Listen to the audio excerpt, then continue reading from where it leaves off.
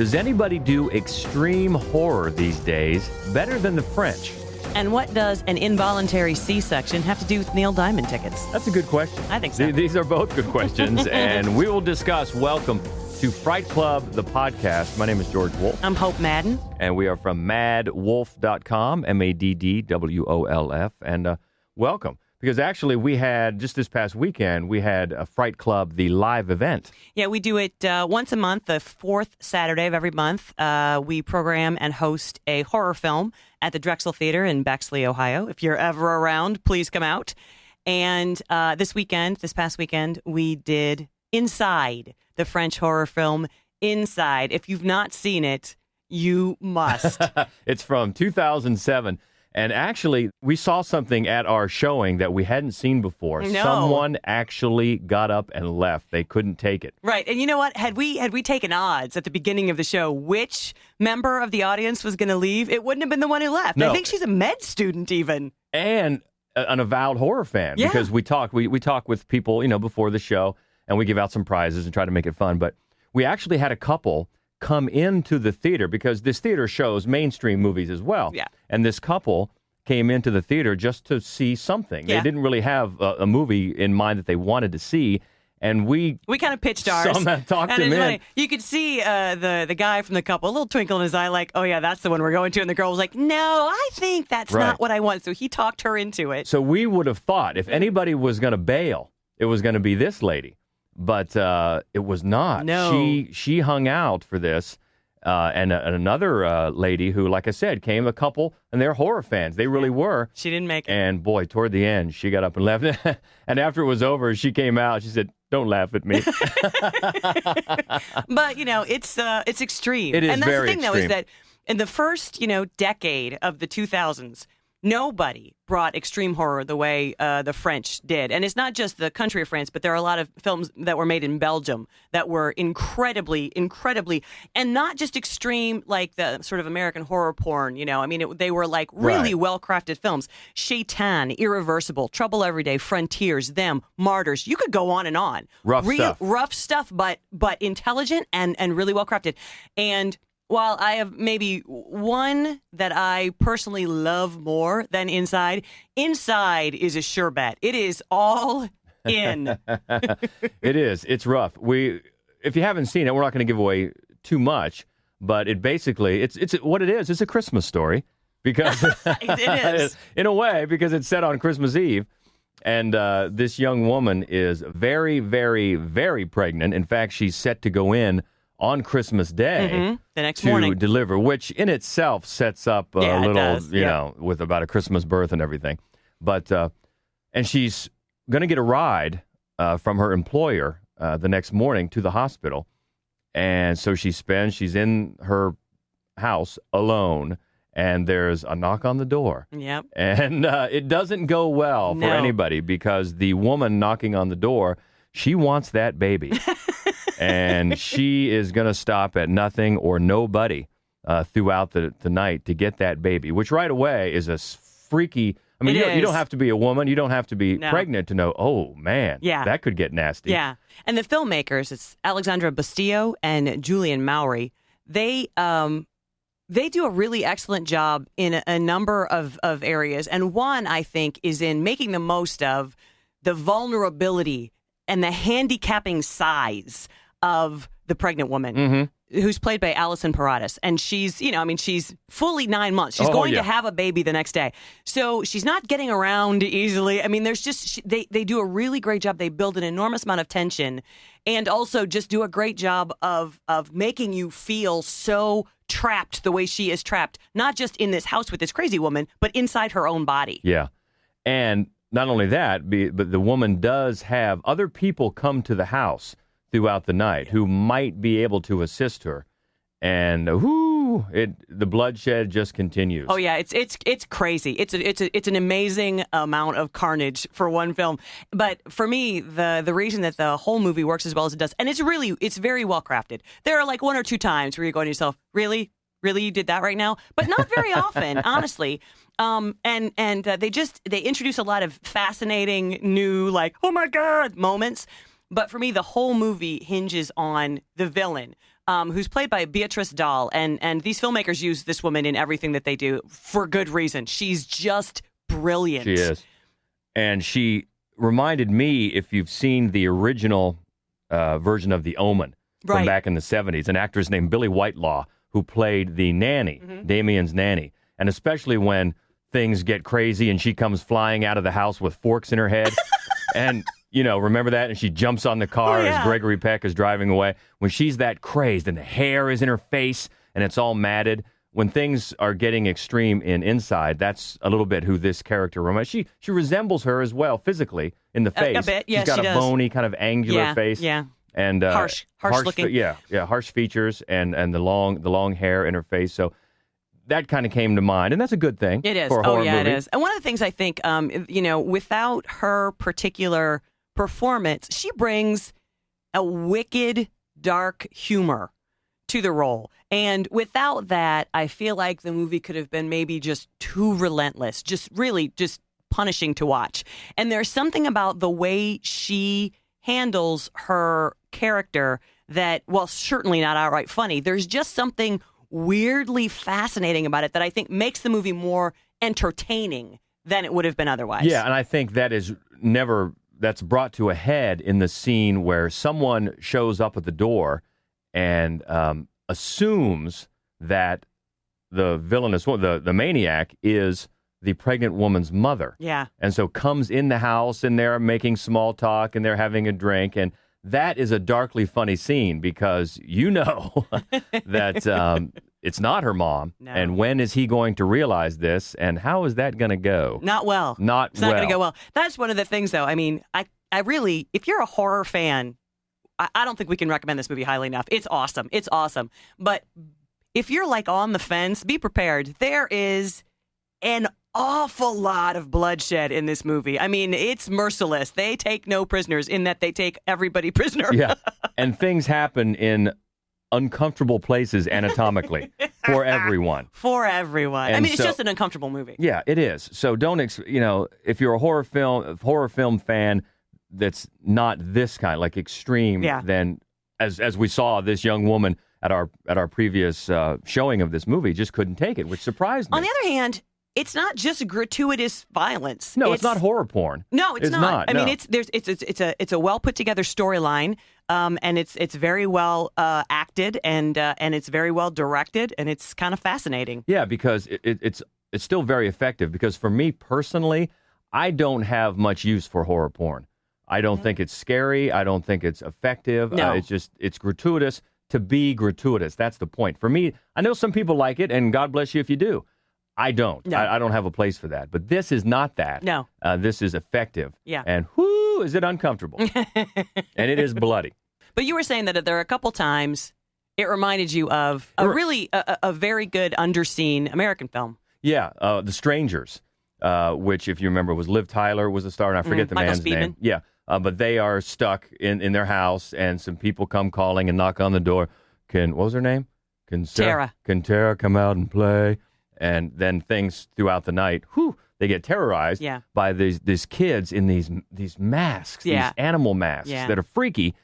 And there are a couple. There are like two scenes, I think, that are really reminiscent of specific scenes in Strangers. Yeah, if you've seen The Strangers, where they're in one room and they've retreated to this room with a gun, and they're just waiting to see one of the killers pass through the door frame. That's your point of view. You're just looking at the door frame. Who's going to come in the door frame? Yeah. I'm going to blow them away. Is it one of my attackers? And there's a scene similar to that in Inside. Yeah, I think there's another. And then there's just when the maniac it's first at the door. When she first comes to the door and tries to get in by saying her phone doesn't work, and she just needs to come in and use the phone. So that does remind me of The Strangers, but it goes off in its own place. Oh my God! Yes, it definitely does. It definitely does. But it's funny you mentioned The Strangers. I mean, and on the whole, I think when we were deciding what film to show last weekend, sort of waiting around in French language horror, and it's not the first actually French film that we've shown in our series. It just reminded me of really how great especially the first decade of this century, the output of the French was. And so I thought we could spend a little time talking about other recommendations similar, not really in theme, but just other great extreme French horror. And one of the ones that I want to recommend is called Them, and the original title is Ils, I-L-S. And the reason that I bring it up now is because it's structured very similarly to The Strangers. And it is terrifying. It's so great. It's really short. It's like 80 minutes long. And it's just this cat and mouse chase game. And it's incredibly well paced and really, really effective. And it's these two teachers who move to this old, beautiful but old rickety house, much too big for them, in Belgium, where they're going to be living. And they get a knock on the door, and then little by little, they are terrorized and brutalized and horrified. But it's just a band of children.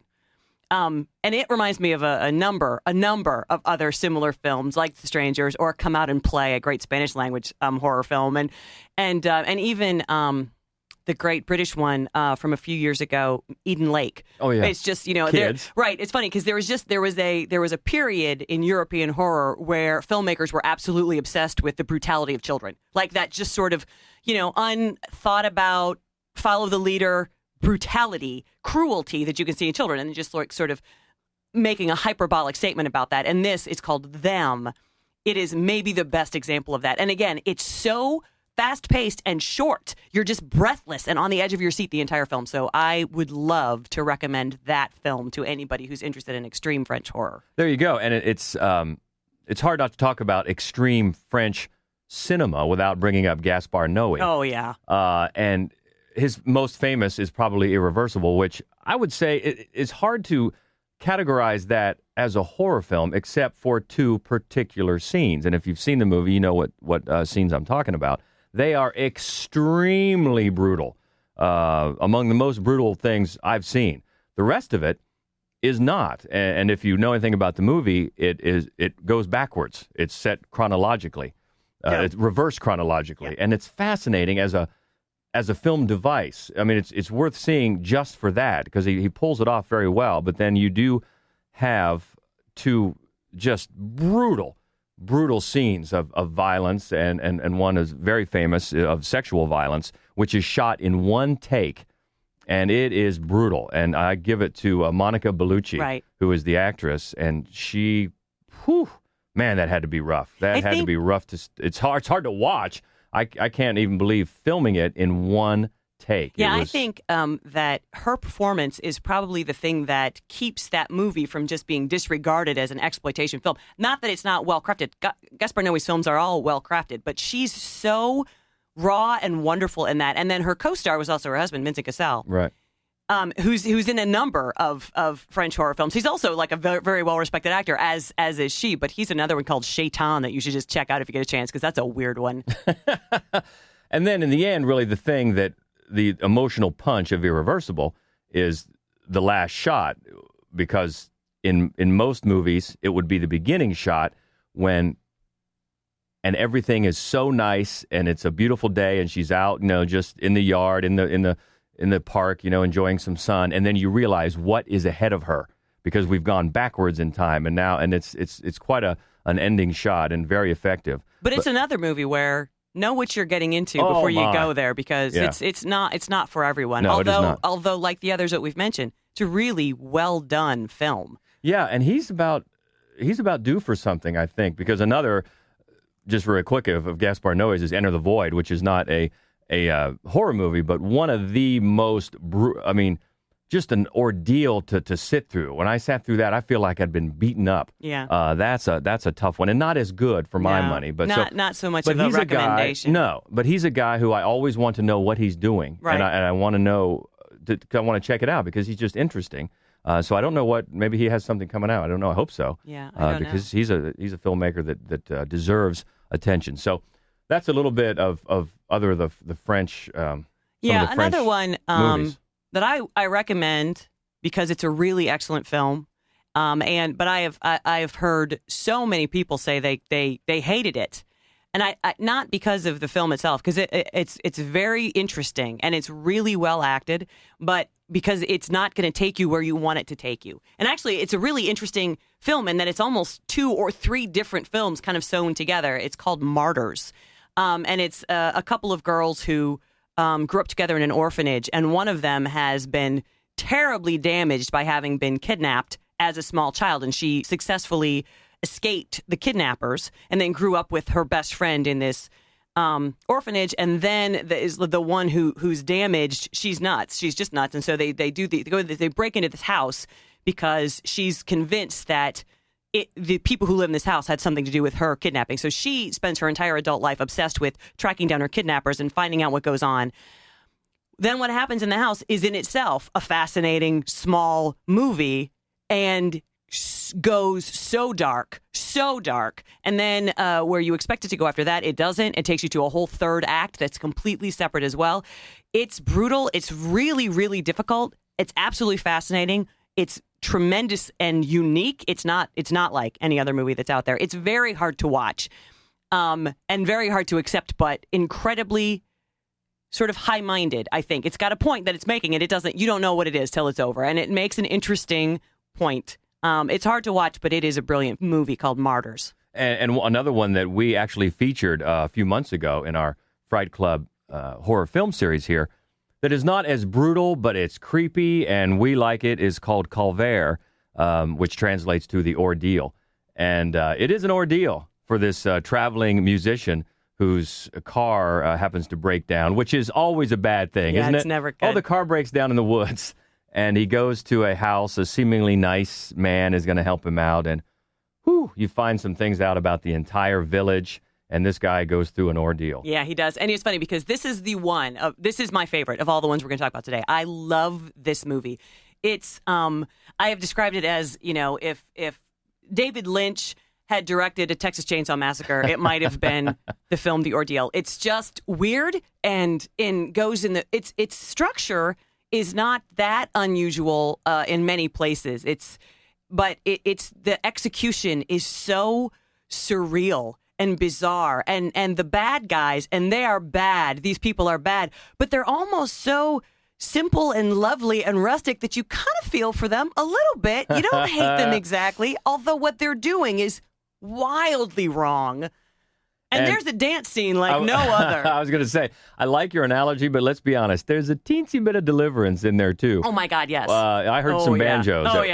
It's very Deliverance. At one time or another. Yes. But yes, the dance scene, if you've seen it or if you do see it, you'll know the dance scene. And but it is interesting in the way the people, especially the one main man who he stays with and who is tormenting him, is sympathetic. Yeah, very. It's interesting in that way. So it's not nearly as brutal of a film as some of these other ones. Or bloody, certainly. Or bloody, no. But it'll get under your skin. Oh yeah, absolutely. But it's just wonderful. It's of all the films and everything we talked about today, I love. I have a very soft spot for all these movies, and I recommend them highly. But none is Calvaire. I just love. It's a good one, and like I said, we featured that a couple of months ago, and this past weekend, as we said, we did Inside, and we thought it was perfect that we also gave away some Neil Diamond tickets to the crowd. we try to bring some fun prizes, whatever we can get our hands on every month. And we have T-shirts and we have dining certificates. Yeah. And last night we just thought the two audiences came together so well. A little heart light, a little You Don't Bring Me Flowers, and some bloody pregnant ladies. That's right. So again, there you go. If you're in the Columbus area, okay. And it did. It really did. So we like to mix it up. We do. One of the things I want to point out, because I'm as you know, a longtime Texas Chainsaw Massacre fan. Maybe my favorite horror movie of all time is the original, and I was kind of sad to know that they're going to retool it yet again. But the Inside directors, Bastillo and Mari, are the ones who are slated to bring it back to the screen. So that's right. So I'm thinking to myself, maybe a little something to be excited about. Yep. As I've learned, if you remember, a few years ago when I first heard they were going to reboot the entire Star Trek franchise go backwards, I thought, come on. But then, you know what? Anything can be done if it's done right. If you have the writers, writer and the director. directors. So, I mean, I'm with you. I would rather they probably don't do it, but you know what? I've got to keep an open mind, especially when these people are involved. They could pull it off. You never know. We could do an entire show on Texas Chainsaw Massacre because there are of all of the franchises, there is none that boasts more Oscar-nominated actors and winners across its series than the Texas Chainsaw Massacre. And who'd have thought that would be the one that drew that much talent? But great people have been in that over the years. So anything can be done if you've got the right talent. And case in point, there's another case in point, and it just happened a few years ago. We were such fans of the horror movie Let the Right One In. Oh, my. Loved it. If you haven't seen it, please do. And it was they didn't wait, maybe a year, 2? Yeah, 2 at most. Before they did the American reboot called Let Me In. And I thought, oh, boy. But it's great. It's great. And it's I'm not saying it's enough. better. No. But it's different enough, but they're both so worth seeing. Oh, yeah. I would recommend them both. And I love that because I thought, boy, they are going to just muck this up. Right. But that's another show we can do. That's another show. I just want to throw it out. No, Okay, we're getting ahead of ourselves. We are. The main thing we're talking about here, obviously, is the French cinema and their success with extreme horror. But you know what? Did we forget something? Do you disagree? Is someone else bringing it more? Let us know. We've got our feedback line. We'd love to get your thoughts, and that is 304-837-2278, and you can also do it on the web. Right. The Golden Spiral Media, the lovely folks who put on our podcast, they have a feedback page, which is at www.goldenspiralmedia.com/feedback. And you can type in feedback, or you can upload a pre-recorded audio file and use a SpeakPipe widget to record an audio contribution. And we'll address it. We love to get the audience feedback and have it direct the way we take the next show. So please do. If there's an extreme French horror film that we neglected to mention, or if you just hated Inside or one of the others that we mentioned, let us know. Plus, we just love the SpeakPipe widgets. Their early stuff, their early hits. Oh, is that something else? No. Okay. We love them when we saw them open up for Skinny Puppy in '88. We did. That was a great show. But no, the thing about it is, one of the things that we were geeked about doing this podcast is because as we see at our these horror film events we put on, the horror audience, man, they're into it. Oh, yeah. They're into it. And they have their favorites and the ones they don't like and like to discuss. And as we do too, obviously. So please bring it. If you think we're way off base, we want to hear it. Or you know what? If there's a topic you'd like to hear us do a show on, just drop us a note. Yeah, drop it in because we love it. And you can always also just do it madwolf.com or Facebook/MadWolfColumbus or Twitter @MadWolf. It's 2 Ds, remember, 2 Ds, MADDWOLF. Yeah, so we love to keep that conversation going about this, about anything, about Neil Diamond. No, not really. Our knowledge of Neil kind of ends after a couple of minutes, but. About these types of movies and where they're going and reboots or whatever, it's on your mind, so keep it going. But we just thought, especially after having just seen Inside again, that the French deserved more than the cheese-eating surrender monkeys moniker that they get saddled with too often. Because you talk about these movies, and a lot of the times you forget them. And then, what about this one? And what about this one? And then even the ones, as we discussed a little bit, ones that may be, okay, is that a horror movie? Is it not? I don't know, but it's extreme. Yeah.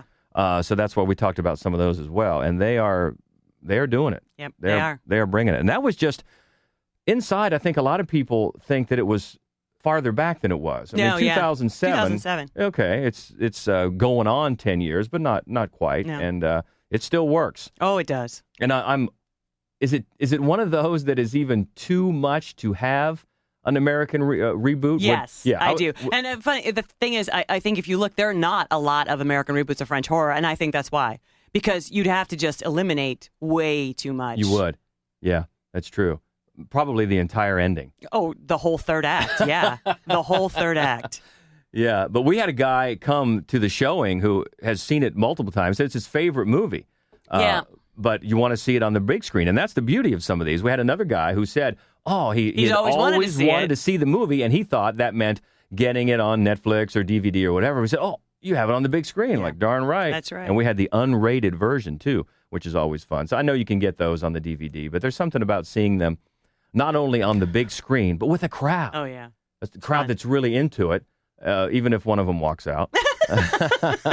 We hope she comes back next month. We do, yeah. And what was really funny about that is because then I was talking, the other couple that we talked about, who we thought the girl was going to walk out. She didn't. She stayed, and we were talking to them after the show, and I said to him, oh, she made it through. And the guy said, yeah, my baby made it through. I saw that other girl creeping out. So, yeah, and she was, a little red-faced about it, but you know what? It was just too much for her. Yeah. So, all right, that's fine. She saw most of it, and hopefully they come back. And hopefully you come. And if not, join us next week. Yeah, join us here and drop your ideas to us. We want to keep this going and make it kind of a two-way conversation. That's when it gets the most fun. I think so.